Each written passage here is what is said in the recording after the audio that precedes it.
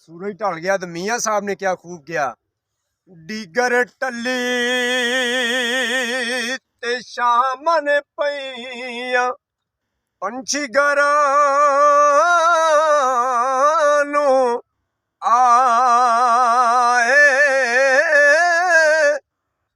पर ओ नहीं परते मुहम्मद बख्शा जिहड़े आप ही हथी दफनाए।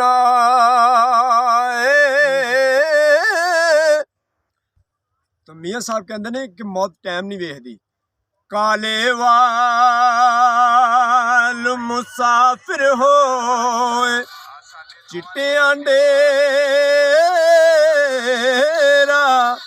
आलाया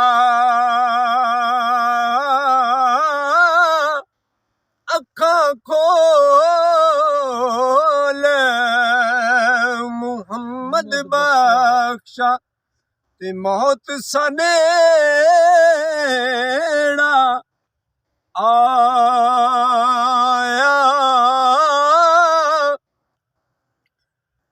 तू बेली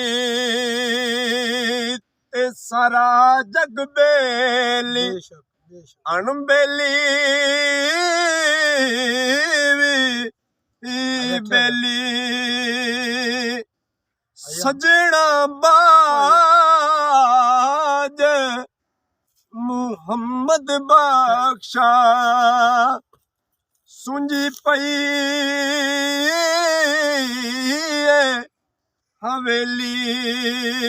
ते असीं हरियाली ते खड़े हैं ते टुर गए सज्जन प्यारे